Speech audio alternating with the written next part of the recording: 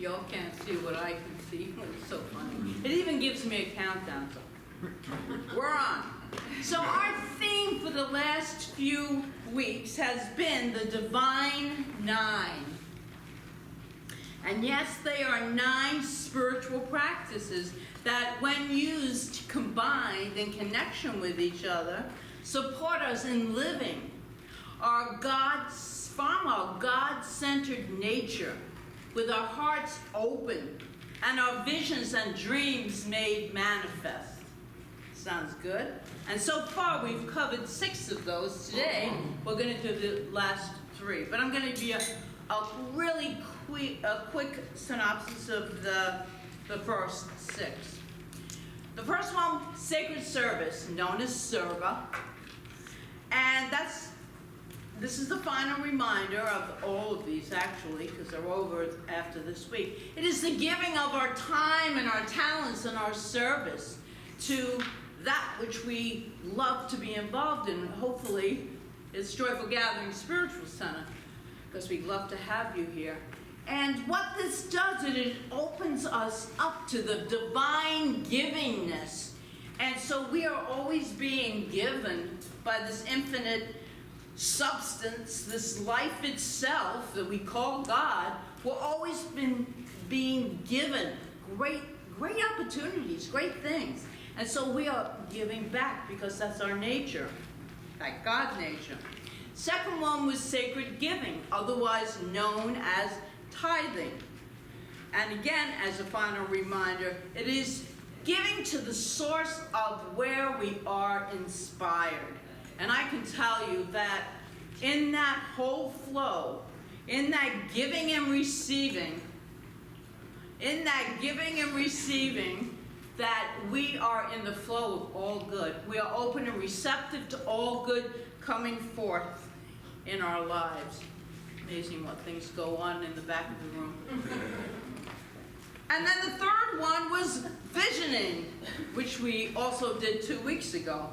We explored what it was to open up to God's highest and best good for us in our lives. We did a short visioning, which I had people come up and they wanted to do a longer visioning, so hence in August we are having an hour visioning workshop.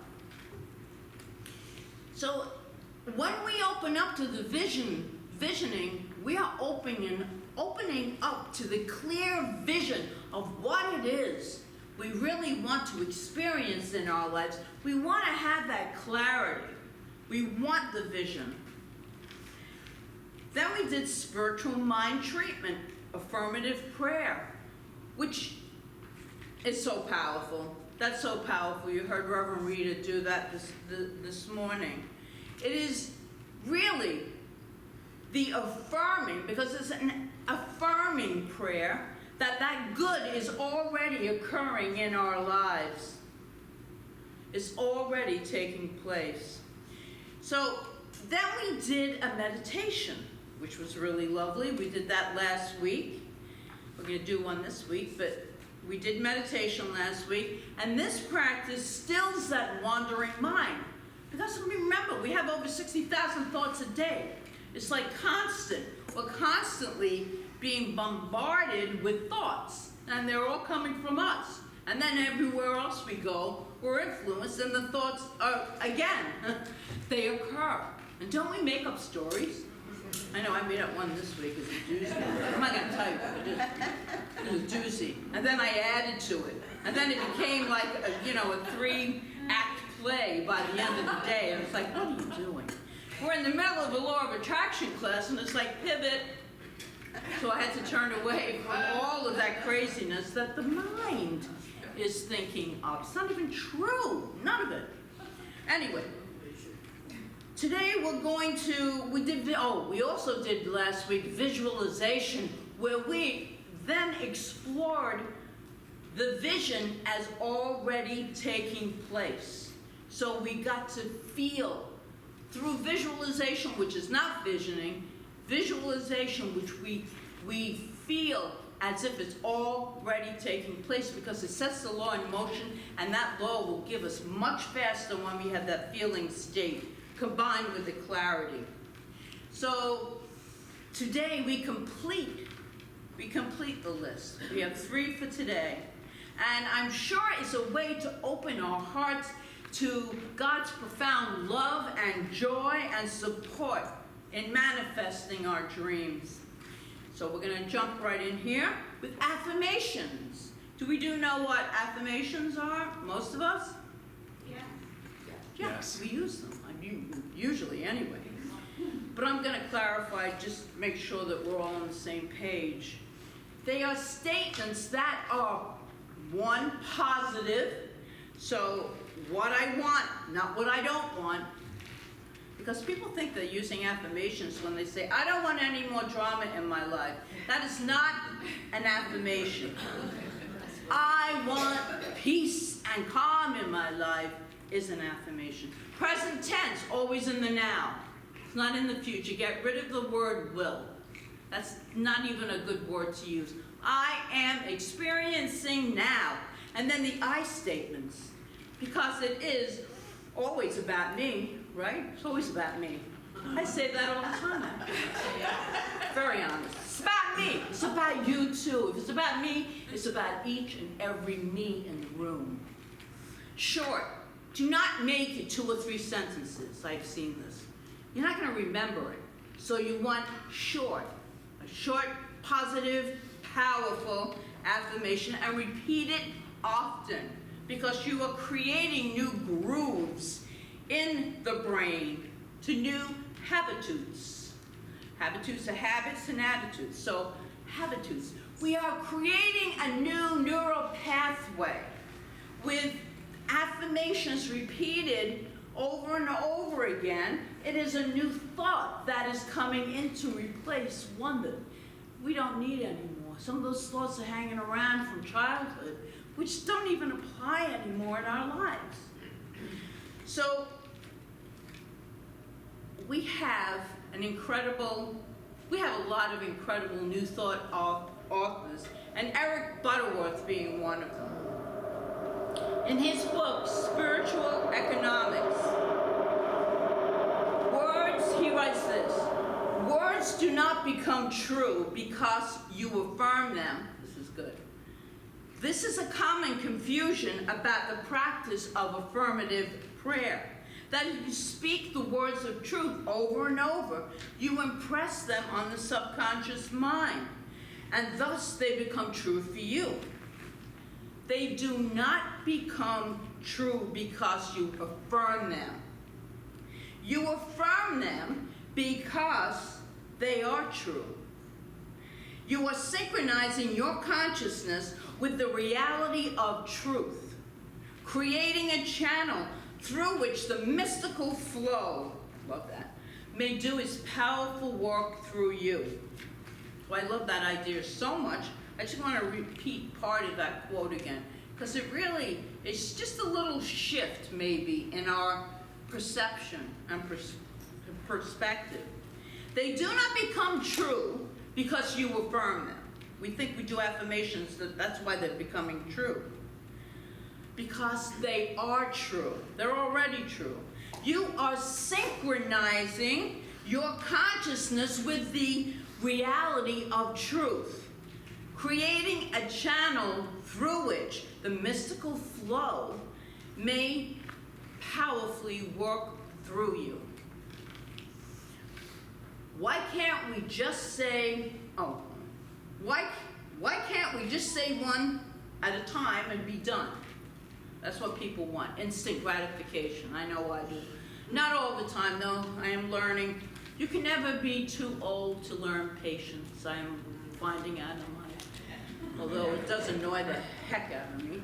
But anyway, I'm digressing today. We can't just say them one time and they're true.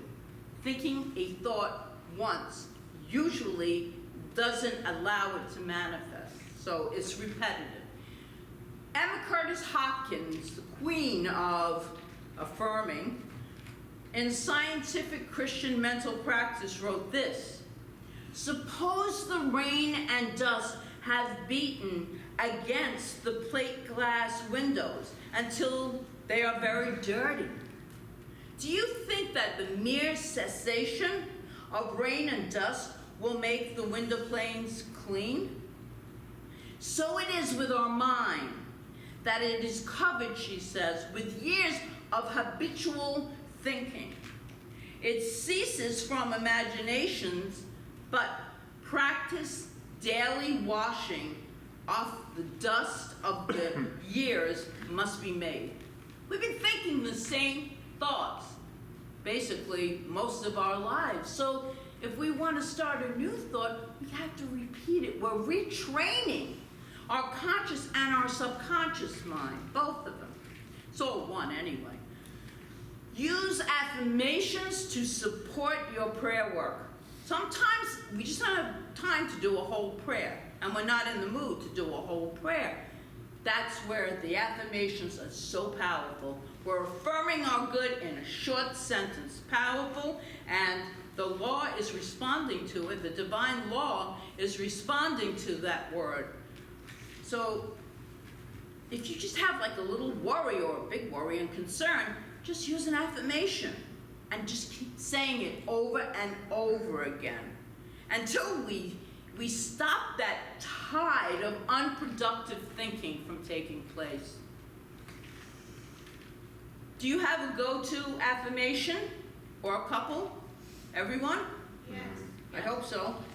Remember, positive, present tense, I statements, short and consistent. We should all have, I have a couple, we should all have affirmations handy. And make it a habitude. Make it a habitude in your life that you always have one. Like, I know that for a while it was the universe is always supporting me. It is. I believe that. I know that. And it happens all of the time. When I doubt it, I go right back to that. And don't go in the future. You have to be in the present with all of our thinking, really, but with our affirmations. So if we engage in the 7 practices that we've looked at this past few Sundays and bring them into our lives, if just those 7, if we use just those 7 that I went over, we would live in harmony with universal love, infinite good, and divine blessings. No doubt about it. Not even a slight doubt.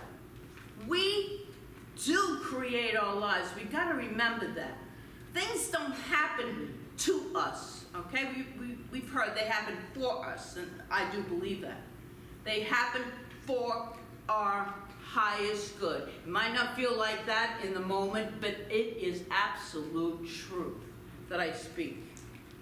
So if we really want to take it up a notch and come to the ocean of God's goodness, of that divine goodness with a bucket, that's fine. But no matter how large that bucket is, it is not like hooking up your hose and turning it on so that good is always flowing. We don't have to keep going back and forth. It is flowing. Everything I do, good is unfolding in my life. What a great affirmation. Everything I do, good is unfolding in my life. It's a great affirmation.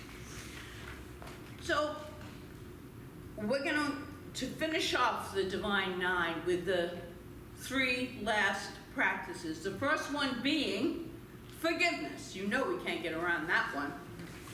One of the greatest statements I have ever heard about the power of the forgiveness comes from an essay, The Lord's Prayer, in a book called Power Through Constructive Thinking by Emmett Fox. And I'm sure a lot of you have heard, or he's got a lot of little books and big books. Emmett Fox, it's amazing. He wrote this: if your prayers are not being answered, search your consciousness and see if there is not someone whom you have yet to forgive. Do you think You can't afford, he says this. Of course, no one can afford such a thing, and so the way is clear. You must cut through all such ties by a clear and spiritual act of forgiveness, by forgiving to set yourself free. We cannot be free. We cannot be open and receptive to the infinite good that we're talking about, and that's in every form. If there's a block in the way, it blocks the flow from occurring. It can't happen. And intellectually, we would probably all agree with this. Sure, it sounds really amazing, and it rings completely true, right? This makes complete sense, it does to me. But then there are the words of C.S. Lewis, who said, everyone says that forgiveness is a lovely idea until he or she actually has something to forgive. That's when, what is it called? The rubber hits the road. I'm saying it right? Yeah. I get those little sayings all mixed up. You may say, I've tried to forgive, but I just can't. That's not true. You choose not to. You can forgive. Everyone can forgive. You may think you cannot forgive because you have learned not to forgive. This has been taught to us over our lifetimes. We've been taught not to forgive. And because, in fact, at this point, a lot of us had, maybe, not now, mastered that act of not forgiving. But there was a time when we were children, and this is so true, that forgiveness was our instinct. Before we caught the mental disease of unforgiveness, because it is a mental disease, it was effortless and natural for us to forgive. We used to forgive others almost right away when we were little children. You see two children playing, and then they get into a fight, and one's hitting the other, and all of that stuff is taking place. And then the children usually go crying to their mothers, could be their fathers, but to their mothers. One mother goes to talk to the other mother. Pretty soon, the two mothers are having a big fight. But the two children are playing in the field. They're having a good time. They forgot it already. You don't hang on to these things. Now the mothers are angry and will harbor resentment and hurt for who knows how long. But the children are just fine. I knew that years ago when my two boys were younger. Thought, I don't want to get into anything with another mother, because I knew the children always, they're fighting, they're punching each other, whatever they're doing, and 5 minutes later they're playing again. So, something to remember. We're born with the innate capacity to love, but we have learned the opposite behavior. We've covered up that love. And we have practiced it so much that now returning to love through forgiveness seems difficult, and it can be very challenging, if not seems impossible. But it's not impossible, and it is essential. If we are to build a life that we want to live in the world, we need to let go of those resentments that take up so much room in our thinking. They take up so much of our energy. Ernest Holmes tells us in Discover a Richer Life, it's on page 24, spiritual mind healing will not be complete until the individual is attuned to the infinite. It will not be complete until we get a clearance from a sense of rejection and guilt. Therefore, we have to forgive ourselves and others. And forgiving ourselves, from teaching the Radical Forgiveness class, which we just finished, fantastic class, unbelievable class. Yes. It frees us up, but we don't even realize half the time we have to forgive ourselves. You know, that was my big lesson, because I thought, well, I didn't do anything wrong. It's everyone else. It's her, it's him. Me? I didn't do anything. Meanwhile, I'm the one still beating myself up. 40 years later, when that person is no longer around, who's playing the story over and over again? Who's having those feelings over and over again? So self-forgiveness is paramount.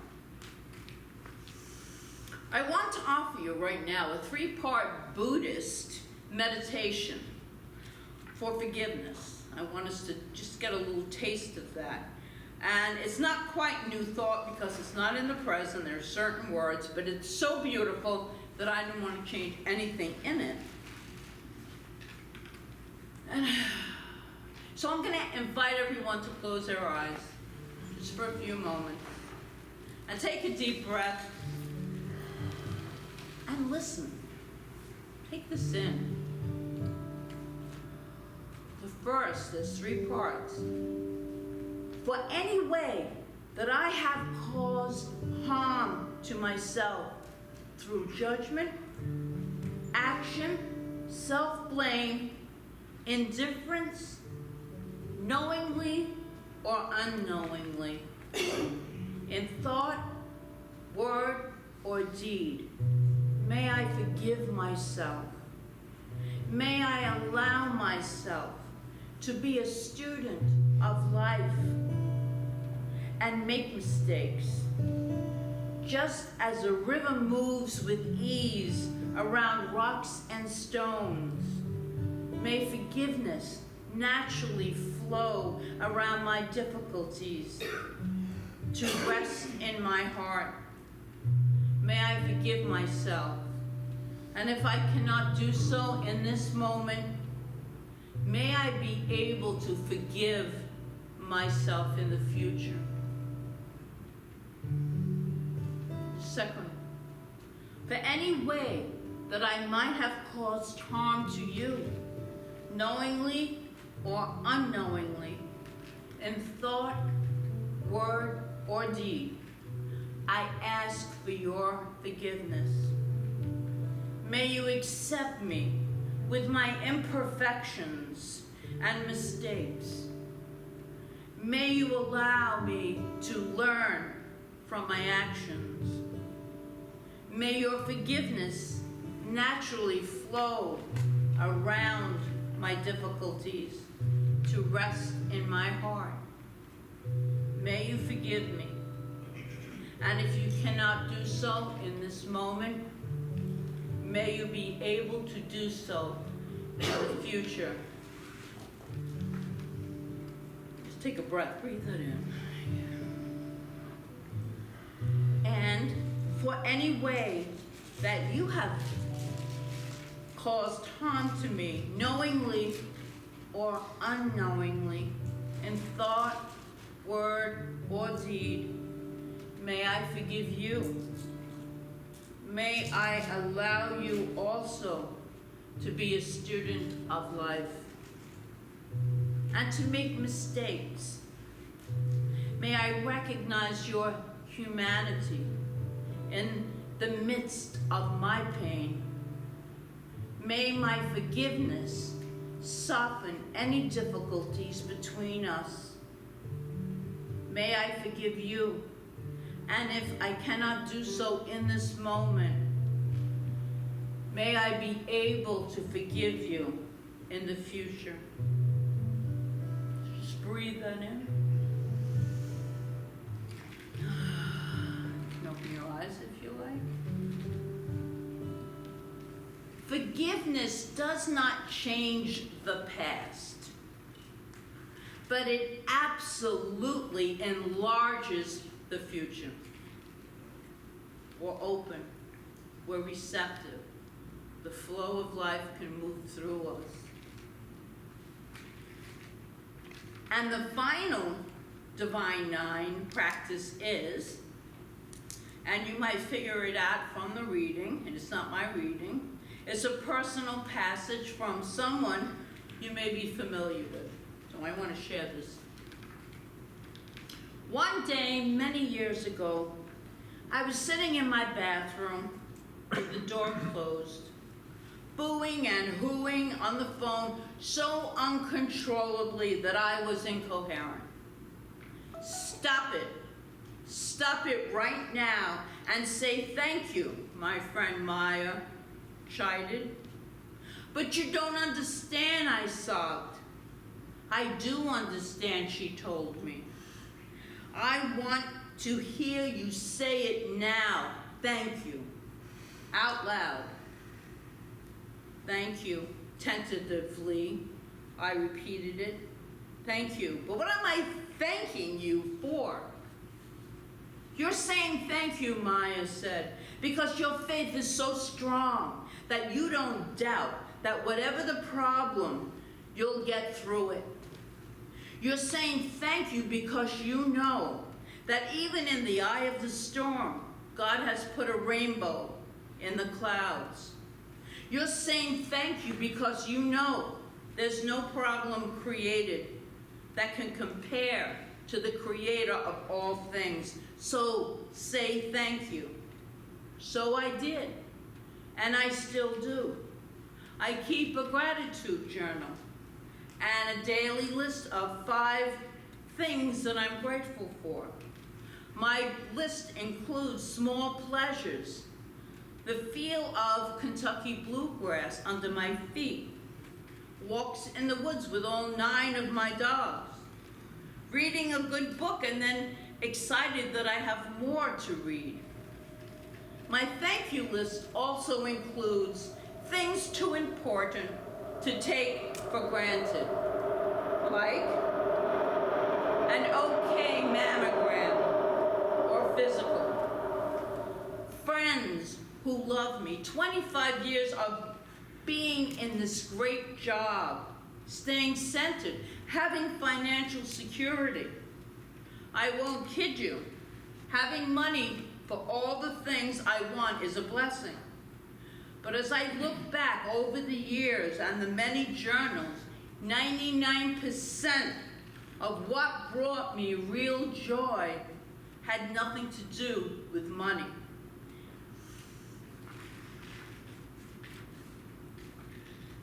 It's not easy to be grateful all the time, but it is when you feel the least thankful that you are in the most need of what gratitude can give you, perspective. When you learn to say thank you, you see the world anew. As Meister Eckhart so eloquently stated, if the only prayer you ever say in your whole life is thank you, that would suffice. That was written by, did you guess? Oprah Winfrey, yes. That was written by her, and it was in one of the Science of Mind magazines a few years ago. To be in that frequency of gratitude, high frequency, that we attract more good to us, more of the wonderful things in life that are available that we don't even realize most of the time. Ernest Holmes wrote, when we speak the words of thanksgiving to the God within, knowing before they ask, I will answer. There is something in this attitude of thanksgiving that carries us beyond the field of doubt into one of perfect faith and acceptance, appreciation, gratitude, and thanksgiving. The motive power which attracts and magnifies the hidden potentialities of life. So, as I engage in the sacred service, I reenact the loving kindness of God and express my own divine nature. When I leave 1/10 of my source of supply, my 90% expands in beautiful, miraculous, and glorious ways from expected and unexpected sources. I open myself up through visioning and catch a glimpse of God's highest and best good for me. Through my prayers, I empower God's vision to take place in my life. As I visualize, I see and feel God's vision for my life as action. Through meditation, I am calm, I am strong, I am centered, and I know that I am one with the divine. By living the affirmative life, I synchronize my consciousness with the reality of truth, with a capital T, truth, and create a channel through which the mystical flow may do its powerful work through me. All that has offended me, I forgive. Things past, things present, things future, I fully and freely forgive. With great gratitude, I call life good. Oh, so very good. And we anchor these divine 9 spiritual practices by saying together, and so it is. And that's the end.